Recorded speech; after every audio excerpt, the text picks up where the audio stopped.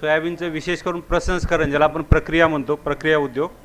तर ह्याच्या टायटलमध्ये मी सांगण्याचा प्रयत्न केला आहे की पोषण ज्याची आपल्याकडे कमी आहे सध्या देशामध्ये, नंतर स्वास्थ्य, पोषण कमी असल्यामुळे स्वास्थ्य पण ठीक नाही आहे लोकांचं, आणि त्याचं मुख्य कारण असं की जे पोषकता देणारे जे खाद्यपदार्थ आहेत, जसं सोयाबीन आहे मुख्य, त्याचा खाद्य उपयोग आपल्याकडे कमी आहे सध्या देशामध्ये.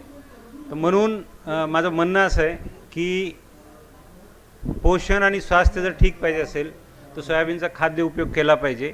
आणि हे करतेवेळी शेतकऱ्यांना याच्यात पुष्कळ फायदा आहे, उद्यमीला फायदा आहे, आणि जनताला तर आहेच आहे सगळं शेवटी.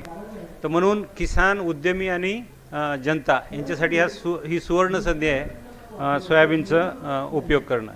सोयाबीन जसं सगळ्यांना माहिती आहे की कडधान्य प्रकारची फसल आहे, आणि त्याच्यामध्ये वेगवेगळ्या जमिनीच्या प्रकारामध्ये त्याचं उत्पादन आपण करू शकतो. त्याचप्रमाणे नायट्रोजन फिक्सेशनसुद्धा करतं जमिनीमध्ये, आणि म्हणून ती पुढच्या पिकासाठी सुद्धा थोडंसं खत जमिनीमध्ये सोडतं. आणि सोयाबीनची जी उत्पादकता आहे, म्हणजे प्रति हेक्टर जे उत्पादन आहे ते बाकी कडधान्याच्या तुलनेत जर पाहिलं तर डबल आहे. म्हणजे तितक्याच क्षेत्रफळामध्ये डबल उत्पादन आपण घेऊ शकतो, आणि म्हणून आपल्या देशामध्ये सोयाबीनचं उत्पादन वाढवण्याचे प्रयत्न केले गेले.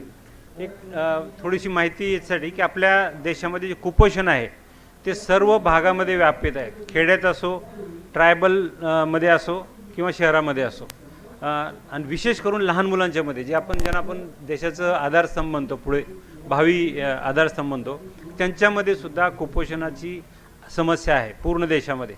आणि याच्यात जर पर्सेंटेज काढलं तर आपल्याला इथं लक्षात येईल की रूरल, ट्रायबल आणि अर्बन्स प्रत्येक क्षेत्रामध्ये, प्रत्येक भागामध्ये राहणाऱ्या लोकांच्यामध्ये कुपोषणची समस्या आहे. या नकाशामध्ये आपल्याला दिसत गर्द हिरवा रंग जो आहे तिथं कुपोषण जास्त आहे. आणि आपण आज जिथं बसलेलो आहेत विदर्भामध्ये, तिकडच्या भागात पहा, वरच्या तिथून दुरून सुद्धा दिसेल तुम्हाला की कुपोषणाची समस्या जास्त आहे. इकडं पश्चिम महाराष्ट्रामध्ये कुपोषण थोडंसं कमी आहे तुलनात्मक पाहिलं तर, पण इकडं विदर्भ, नाशिक वगैरे, खानदेश त्या भागामध्ये कुपोषण जास्त प्रमाणात आहे. आणि म्हणून आपण इथल्या लोकांनी, इथल्या शेतकऱ्यांनी, इथल्या जनतेनं आणि इथल्या उद्यमीनं याच्याकडे जास्त लक्ष देणं आवश्यक आहे. आणि 2-4 जिल्ह्याचे नावं दिले आहेत. एक नाशिक आहे, ठाणे आहे, पुणे आहे, जळगाव आहे आणि नंदुरबार आहे. याच्यामध्ये जिकडं म्हणजे फिक्या रंगाचं होतं तिथले नाव आहेत हे. आणि इथंसुद्धा आपल्याला पर्सेंटेजमध्ये पाहिलं तर 20 ते 42% कुपोषण सापडतं. म्हणजे त्या भागातल्या लोकांनी फार खुश होण्याची गरज नाही आहे, पण तुलनात्मक पाहिलं तर तिकडं कमी आहे विदर्भापेक्षा, पण तिकडंसुद्धा पुष्कळ आहे. नंदुरबार सगळ्यात जास्त आहे, 42%. सोयाबीनमध्ये 40% प्रोटीन असतं. प्रोटीन म्हणजे शरीराच्या वाढीसाठी, विकासासाठी लागणारं गोष्ट. आणि 20% तेल आहे. आपल्या सगळ्यांना सहसा सोयाबीनचं तेल माहीत आहे कारण ते उपलब्ध आहे सगळीकडे, पण प्रोटीनचा जो उपयोग आहे तो आपण करत नाही. सोयाबीनमध्ये 23% कार्बोहायड्रेटसुद्धा असतं, आणि बाकी विटॅमिन्स आणि मिनरल्स पण असतात. याच्यामध्ये मध्य प्रदेश देशात नंबर 1चं उत्पादन करणारा प्रदेश आहे. त्याच्यानंतर महाराष्ट्राचा नंबर आहे, जवळजवळ 40% उत्पादन होतं.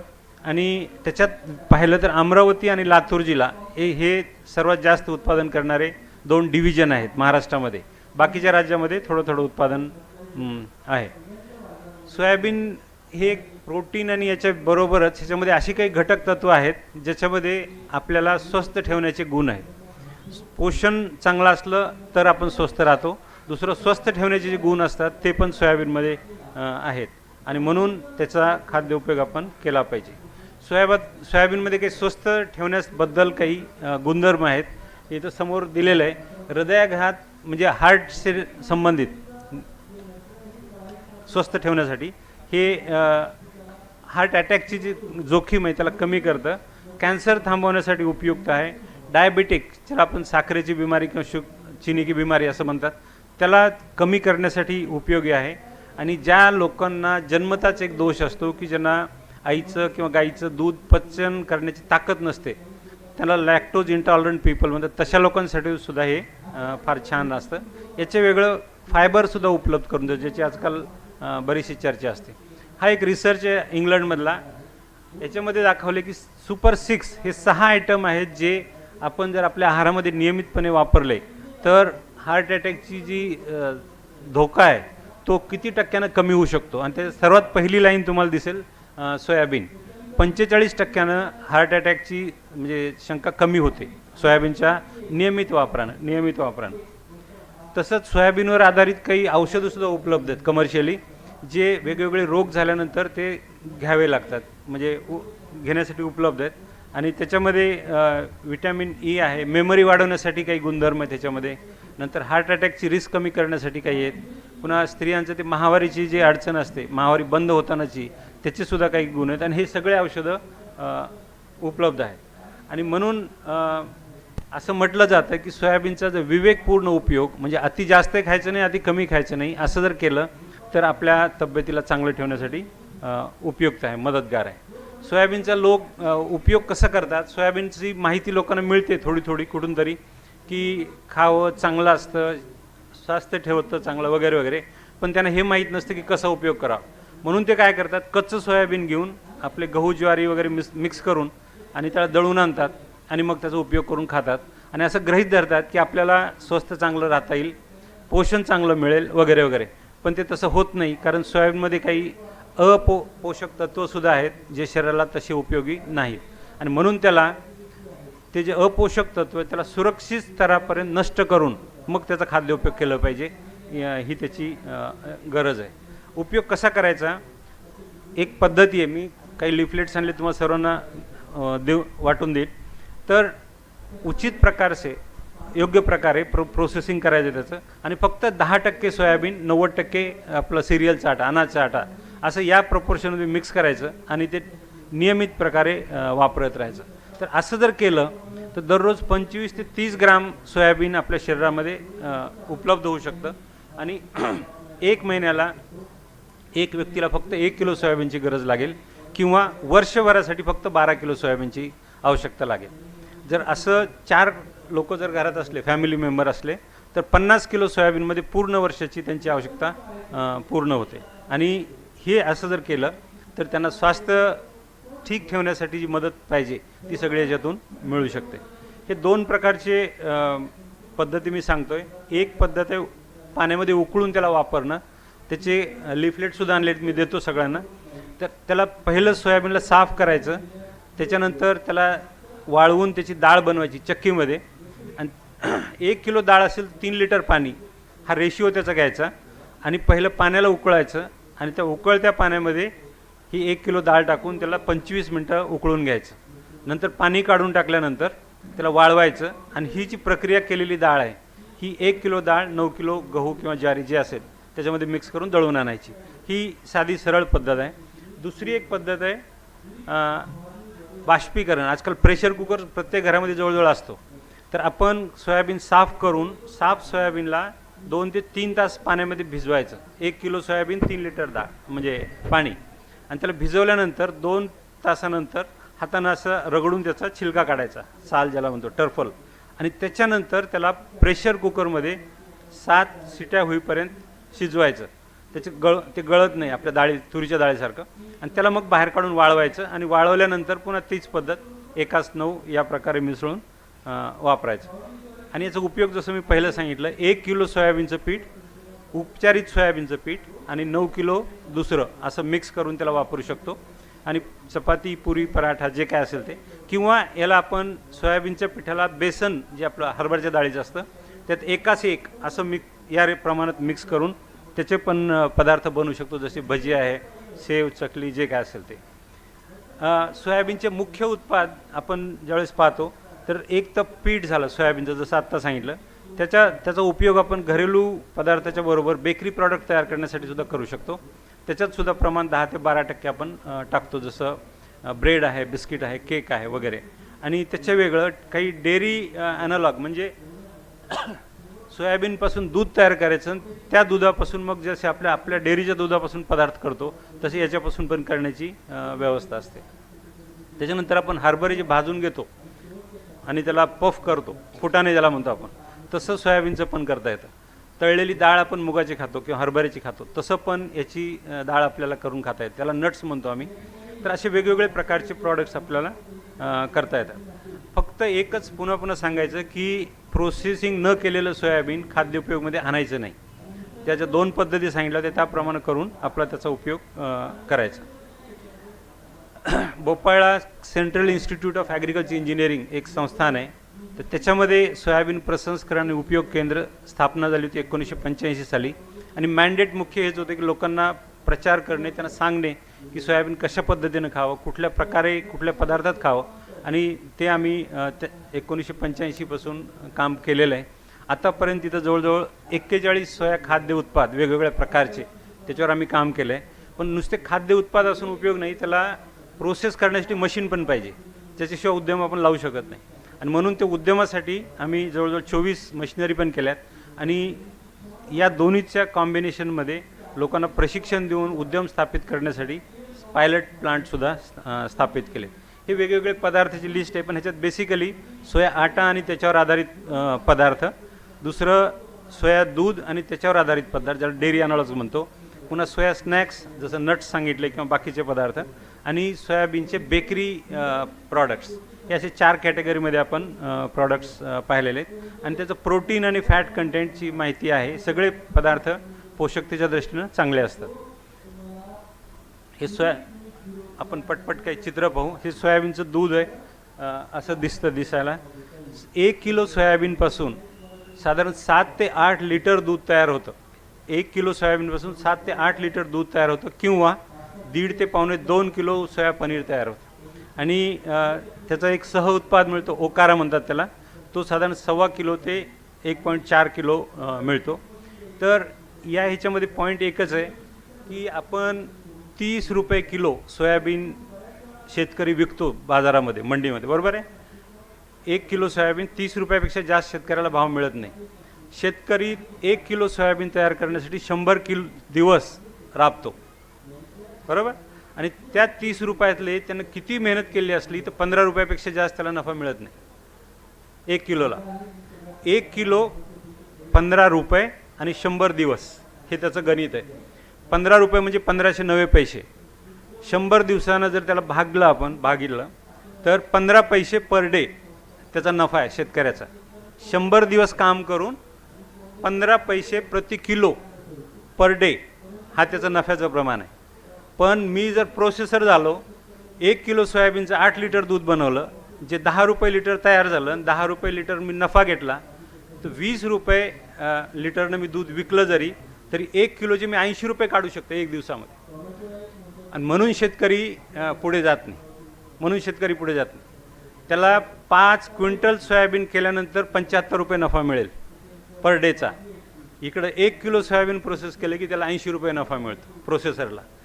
म्हणून मला सांगायचं एवढं की शेतकऱ्यांनी शेती तर करावीच, पण त्याच्यातला उत्पादनाचा थोडासा हिस्सा प्रोसेसिंग साईडला त्यांनी स्वतःच जावं, आणि हे प्रॉफिट कमवण्यासाठी सुद्धा हकदार बनलं पाहिजे।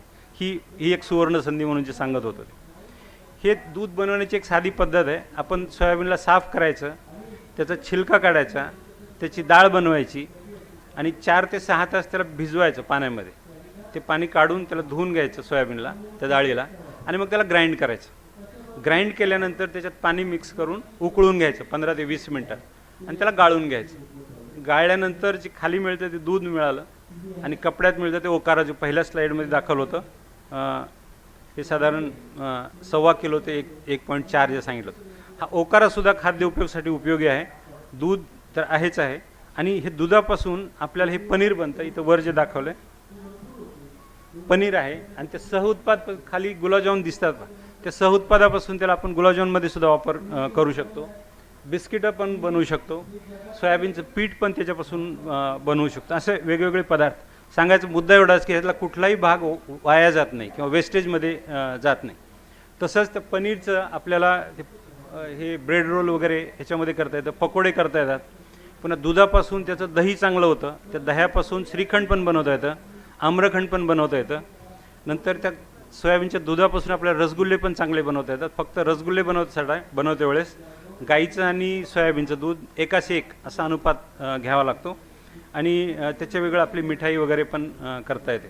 ते जो ओकारा असतो, जो गाळल्यानंतर दूध मिळतो, त्याचा हलवा वगैरे छान बनतो, पकोडे छान, असे पुष्कळ सारे पदार्थ त्याच्यापासून बनवतात. त्याच ओकाराचा उपयोग करून आपण इडलीसुद्धा चांगली बनवू शकतो, हे डोसा बनवू शकतो, ढोकळासुद्धा बनवू शकतो. असे पुष्कळ प्रकारचे पदार्थ आपल्याला बनवता येतात आणि हे सगळे पदार्थ कन्व्हेन्शनल पदार्थापेक्षा पौष्टिक असतात. हे कुरकुरे टाईपचे प्रॉडक्ट पण आपल्याला सोयाबीन वापरून चांगले बनवता येतात आणि हे पण आता प्रचलित होत चाललेत. ह्याच्यामध्ये जे आपण मिलेट्स म्हणतो, रागी आहे, कोदो आहे, कुटकी आहे, हे पण टाकून सोयाबीन आणि मिलेट्स बनवून आपल्याला करता येतात. मिलेट्समध्ये मिनरल्स जास्त असतात, त्याचा फायदा मिळू शकतो. हे वेगवेगळ्या प्रकारचे मक्का आहे, तांदूळ आहे, सोयाबीन आणि मिलेट्स, असं सगळं काही जिंजर म्हणजे अद्रक वगैरे टाकून त्याला वेगवेगळे फ्लेवर्स पण आपल्याला देता येतात. त्याचे बेकरी प्रॉडक्ट्स पण आपण छान बनवू शकतो. जसं मी अगोदर सांगितलं की ब्रेड आहे, बिस्किट आहे, केक आहे, हे पण आपण बनवू शकतो. आणि त्या ब्रेड बिस्किट्समध्ये सुद्धा आपण मिलेट्सचा पण एक कंपोनंट टाकू शकतो, जेणेकरून मिनरल्स आपल्याला चांगले मिळतील. त्याच्या वेगळे ते नट्स आपण जे बोललो होतो फुटाण्यासारखं बनवून खाण्याचं, तर त्याच्यासाठी हे वेगवेगळी मशिनरी आहे. 2 प्रकारचे नट्स, एक फुटाण्यासारखं भाजून किंवा दुसरं तळून केलेले, हे असे 2 प्रकारचे नट्स आहे. आणि तिसरा एक प्रकार असतो जो शेंगदाण्यावर बेसन लावून ते तळून घेतात पहा, त्याला टेस्टी काहीतरी म्हणतात, तर तशा टाईपचे पण नट्स आपल्याला बनवता येतात, त्याला एनरोड नट्स म्हणतो आपण. हे छोटी छोटी यंत्र आहेत सोयाबीनच्या प्रोसेसिंगसाठी, जे आमच्या संस्थांमध्ये विकसित झालेत. हे साफ करण्यासाठी, ग्रेडिंग करणं आणि साफ करणं याच्यासाठी आहे. हे उजव्या बाजूचं दिसतं ते पेडलसारखं वापरू शकतो आपण, सायकलसारखं पेडल लावून, किंवा मोटर, दोन्ही आपल्याला चॉईस आहे. आणि एक जे आहे ते हँगिंग टाईप आहे, झाडावर लावून करता येतं. हे सोयाबीनचा छिलका काढून डाळ बनवण्यासाठी हे 2 मशीन आहेत. एक हातानं चालणारी आहे, 35 किलो प्रति घंटा इथे त्याची कॅपॅसिटी, आणि दुसरं एक मोटर आहे इकडे डाव्या बाजूला दिसतं ते 80 किलो प्रति तास, अशा प्रकारे त्याची डाळ बनवता येते आपल्याला, छिलका पण निघतो. हे उजव्या बाजूचे जे आहे ते ब्लांचिंगसाठी, ब्लांचिंग म्हणजे ते उकळत्या पाण्यामध्ये डाळ ठेवण्याचं, ती व्यवस्था तिकडं आहे. त्याच्यात ॲग्रो वेस्ट किंवा फायरवूड आपण वापरू शकतो. आणि डाव्या बाजूचे ड्रायर आहेत, आपल्याला ब्लांचिंग नंतर वाळवण्यासाठी जे लागतं ते आहे याच्यामध्ये. नंतर त्याच्यानंतर दळायचं असतं आपल्याला, तर दळण्यासाठी वेगवेगळे प्रकारचे यंत्र आहेत. आणि डाव्या बाजूला एक मशीन दिसतं, ते सोयाबीनचा पोहा बनवण्यासाठी. ब्लांचिंग नंतर थोडंसं पार्शली ड्राय केल्यानंतर मग त्याच्यातून काढल्यावर आपल्याला पोह्यासारखं मिळतं. पण हा पोहा आपल्या तांदळाच्या पोहासारखा वापरता येत नाही, याला तळून आपल्याला नमकीनमध्ये वगैरे टाकावं लागतं, हा त्याचा उपयोग आहे. पुन्हा एक नवीन पद्धत विकसित झाली की आपले जे एक्सपेलर्स असतात त्याच्यात सोयाबीनचं तेल निघत नाही, कारण ते कडक टणक दाणा असतो. तर म्हणून एक एक्स्ट्रुजन एक्सपेलिंग असं या पद्धतीला म्हणतात. अगोदर एक्स्ट्रुडरमधून काढून मग त्याला एक्सपेलरमध्ये टाकायचं, म्हणजे एक पासमध्ये चांगलं, आणि खाली ती केक दिसते, त्याचा रंग पण पहा, छान रंग आहे त्याला. त्याला जर दळलं तर त्याला एक सोयाबीनचं पीठ तयार होतं, मीडियम फॅट सोया फ्लावर त्याला आपण म्हणतो. हे सोयाबीन दूध आणि पनीरचा छोटा प्लांट आहे, सर्वात छोटा कमर्शियल प्लांट. 200 लिटर दूध ह्याच्यामध्ये बनतं 8 तासामध्ये, किंवा 50 किलो पनीर. हे असा हा प्लांट उद्यमी सुरुवातीला लावतात, ज्याची आपापली कॅपॅसिटी वाढेल तसं पुढे मग हे करतात. हे ते कुरकुरे टाईप बनवण्यासाठी मशीन, ह्या पण कमर्शियली अवेलेबल आहेत. शेतकऱ्याच्या बाबतीत जर बोललो आपण, शेतकरी सोयाबीनला वापरत नाही, कारण सोयाबीनचा वापर कसा करावा हे त्याला माहीत नाही. आणि म्हणून त्याच्या 2 पद्धती आहेत, त्या पद्धतीचा वापर करून शेतकऱ्यांनी आपल्या स्वतःच्या कुपोषणाला दूर करण्यासाठी त्याचा उपयोग केला पाहिजे, एक. आणि दुसरं, थोडासा इंटरेस्ट घेऊन जर प्रोसेसिंग साईडला जर थोडं प्रशिक्षण घेऊन जर त्यांनी सुरुवात केली, तर मी जसं मग सांगितलं की पुष्कळ फायदा मिळू शकतो, तर तो घेण्यासाठी सुद्धा पात्र झालं पाहिजे. आम्ही याचे उपयोग जनतेपर्यंत पोहोचावे सोयाबीनचे, म्हणून थोडं उद्यमिता विकासबद्दल पण काम केलेलं आहे. आणि त्याच्यामध्ये आम्ही 1995 पासून ट्रेनिंगची सुरुवात केलेली आहे. आतापर्यंत 450 युनिट पूर्ण देशामध्ये कार्यरत आहेत आमच्या इथं ट्रेनिंग घेऊन. आणि भावी उद्यमी ज्यांना कुणाला उद्योग पुढे सुरू करायचा आहे, त्यांच्यासाठी 6 दिवसाचं एक प्रशिक्षणची व्यवस्था आहे. प्रत्येक महिन्याला एक प्रशिक्षण असतं, ज्यांना इंटरेस्ट असेल ते आमच्या इथे येऊ शकतात. उद्यमिता विकासासाठी आम्ही हे 3 पद्धती अवलंबतो. एक तर जागरूकता, अवेअरनेस प्रोग्राम, दुसरं प्रशिक्षण, आणि तिसरं प्रशिक्षणाच्या नंतर कुणाला काय अडचण आली तर टेक्निकल गायडन्स, तकनिकी मार्गदर्शन ज्याला, असे 3 प्रकारे आम्ही इन्वॉल्ड असतो. तर जागरूकतेसाठी आम्ही हे लाईव्ह डेमॉन्स्ट्रेशन देतो वेगवेगळ्या ठिकाणी जाऊन, किंवा सेमिनार्स वगैरे करतो वेगवेगळ्या राज्यात जाऊन, आणि मग त्यांना ॲक्च्युअल प्रॉडक्टची टेस्ट पण देतो, जेणेकरून त्यांना हे कळालं पाहिजे की हे प्रॉडक्ट आपण ॲक्सेप्ट करू शकतो का नाही. कारण नुसतंच प्रोटीन वगैरे असून उपयोग नाही. तर हे डेमॉन्स्ट्रेशन दिल्यानंतर हे प्रॉडक्ट्स त्यांनी ज्यावेळेस टेस्ट करतात त्यावेळेस त्यांच्या लक्षात येतं की आपण हे खाद्य उपयोगाचा करू शकतो. मग असं जे पब्लिकेशन्स आहेत वेगवेगळे, त्याच्यातून आम्ही माहिती देतो. कविता वेगवेगळ्या लोकांनी सोयाबीनवर केलेल्या, काही स्पेशल मॅगझिन्सचे फोटो म्हणजे इश्यूज काढतो आम्ही. जसे टुडेज मेडिकल फॅक्ट आहे, ह्याच्यात स्पेशल इश्यू सोयाबीनवर, जेणेकरून लोकांना पूर्ण माहिती मिळते. तसंच आम्ही वेगवेगळे सेमिनार पण करतो वेगवेगळ्या राज्यामध्ये जाऊन. जसं हे जे आहे उजव्या बाजूचं मराठीत जे वाचता येतं ते आम्ही अकोल्याला एक सेमिनार केला होता. आणि इकडे डाव्या बाजूला ते तेलुगू दिसते ते आम्ही आंध्र प्रदेशमध्ये केला होता, राजामुंद्रीला. तर अशा प्रकारे आपण जागरूकता आम्ही करत असतो. त्याच्यानंतर नेक्स्ट स्टेप आहे प्रशिक्षण आम्ही असं प्रत्येक महिन्याला एक ऑर्गनाईज करतो. आणि याच्यामध्ये देशभरातून लोक येतात, इथं स्त्रिया पण येतात आणि त्याच्यामध्ये भाग घेतात. इथं या टेबलमध्ये सांगितलं की 100 ते 50 किलो प्रतिदिन जर तुमचं प्रोडक्शन असेल प्रॉडक्टचं, तरी तुम्ही 2 ते 3 लाख रुपये निव्वळ नफा दरवर्षी कमावू शकता. आणि त्याचं एक उदाहरण मी कॅल्क्युलेशन करून सांगितलं होतं. आणि मग अशा प्रकारची बातमी पेपरमध्ये वाचायला मिळते की soya milk flood city market, हे आंध्र प्रदेशमधली बातमी आहे, जिथं आम्ही तो सेमिनार केला होता. त्याच्यानंतर लोक ट्रेनिंग करून घेऊन गेले आणि मग परत त्यांनी ते युनिट एस्टॅब्लिश केलं. आणि त्यांनी इंटरव्ह्यूमध्ये ते बाहेर जो छोटा चौक दिसतो आहे तिथं सांगितलं की आम्ही भोपाळला जाऊन ट्रेनिंग घेतलं वगैरे वगैरे. आणि मग हे आमचे जे ट्रेनिंगचे प्रॉडक्ट्स आहेत, कमर्शियल प्रॉडक्ट्स, नॉर्मली आपल्या मनामध्ये एक विचार असतो असा की कुटीर स्तरचा जो उद्यम आहे ते चांगल्या प्रकारचे प्रॉडक्ट तयार करू शकत नाहीत, चांगल्या प्रकारचं पॅकिंग करू शकत नाहीत, चांगल्या प्रकारचं मार्केटिंग करू शकत नाही. ते तसं नाही आहे. हे सगळे प्रॉडक्ट्स कुटीर स्तरच्या उद्यमीने तयार केलेले आहेत. हे जे वेगवेगळे हे सगळे आपले ट्रेनीच आहेत. हे इकडं डाव्या बाजूला वर श्रीखंड आहे, खाली ते दूध आहे वेगवेगळ्या फ्लेवरचं, तिकडं पण फ्लेवर्ड दूध आहे. आणि हे टोफू सोया पनीर, वेगवेगळे आपले उद्यमी त्यांनी वेगवेगळे आपले आपले नावं दिलेत, ट्रेड नेम ज्याला म्हणू, आणि त्याप्रमाणे ते तयार करून विकत आहे. हे पुन्हा तेच आहे, सोया दूध, टोफू म्हणजे सोया, खाली तिकडे उजव्या बाजूला टोफू, असे व्हरायटी ऑफ प्रॉडक्ट्स वेगवेगळ्या राज्यामध्ये आपले उद्यमी तयार करून उपलब्ध करायला लागले. हे महाराष्ट्रातलं प्रॉडक्ट आहे औरंगाबादचं. यांनी पण सोया दूधचं फ्लेवर्ड सोया मिल्क यांनी सुरू केले. आणि वेगवेगळ्या प्रकारे असे जाहिराती पण आपापल्या लोक पॉप्युलेशनच्या हिशोबानं ते तयार करून लोकांना मग माहिती देतात. हे पण तेच प्रॉडक्ट आहे. तिकडं उजव्या बाजूला ते हरिद्वारचं जो आमचा ट्रेनी आहे, ट्रेनी टर्न एंटरप्रिनर, तर त्यांना जे काही मॅन्युफॅक्चरिंग करतो त्याची लिफलेट आहे. पुन्हा हे सोया नट्स जे सांगितलं होतं की फुटाण्यासारखं करतात ते. पुन्हा ते कुरकुरे टाईपचं जे युनिट आहे, असं छोटंसं युनिट लावलं जाऊ शकतं. 15 लाख रुपये याच्यात 2 लाख रुपये राहतं, 1.5 to 2 lakhs ह्याची किंमत आहे मशीनची. आणि छोटंसं युनिट लावू शकतं. 15 किलो प्रति घंटा ही त्याची कॅपॅसिटी आहे. सोयाबीनच्या नूडल्स पण कमर्शियली आता उपलब्ध आहेत. त्याचं वेगळं आपलं सोयाबीनचं पीठ, नंतर हे नट्स, पुन्हा बिस्किट्स, हे कमर्शियल प्रॉडक्ट्स आपल्या ट्रेनीने केलेले. नंतर सोयाबीनचं सत्तू म्हणजे सातूचं पीठ ज्याला आपण म्हणतो, तर त्याच्यामध्ये सुद्धा आपण कमर्शियली लोकांनी सुरुवात केलेली आहे. ह्याच्या वेगळं हे श्रीखंडसुद्धा कमर्शियली उपलब्ध आहे. दुधाची पावडर पण कमर्शियली उपलब्ध आहे. अर्थात ते छोट्या युनिटवर करता येत नाही, फार मोठं युनिट लागतं त्याला. पण हे पण आपल्या देशामध्ये एक प्लांट आहे आणि त्याचं पण त्या दुधापासून आपण म्हणजे त्या पावडरपासून दूध तयार करू शकतो, दुधापासून टोफू करू शकतो आणि बाकी सगळे दुधासारखे पदार्थ. 1 किलो पावडरपासून 15 लिटर दूध तयार होतं. साधारण 300 रुपये पर kg ती पावडर आहे, म्हणजे साधारण 20 रुपये लिटर त्याची प्रोडक्शन कॉस्ट पडते. आणि मग हे असं पनीर वगैरे त्याचं तयार करता येतं. पुन्हा हे एक ट्रेंड असा सुरू आहे की सोयाबीनचं प्रोडक्शन तर करायचं प्रॉडक्ट्सचं, त्याचं वेगळं सोयाबीन प्रॉडक्ट्सचे आउटलेट पण करायचे स्वतःच. तर हे आंध्र प्रदेशमध्ये एक असा आउटलेट, टॉप उजव्या बाजूला जो फोटो एक दिसतो, तर पूर्ण फॅमिली त्याच्यातच आहे. सोयाबीनचे प्रॉडक्ट्स बनवणं आणि पुन्हा एक आउटलेट देणं, ज्याच्यामध्ये दुसऱ्यांनी मॅन्युफॅक्चर केलेले सुद्धा प्रॉडक्ट्स ठेवतात.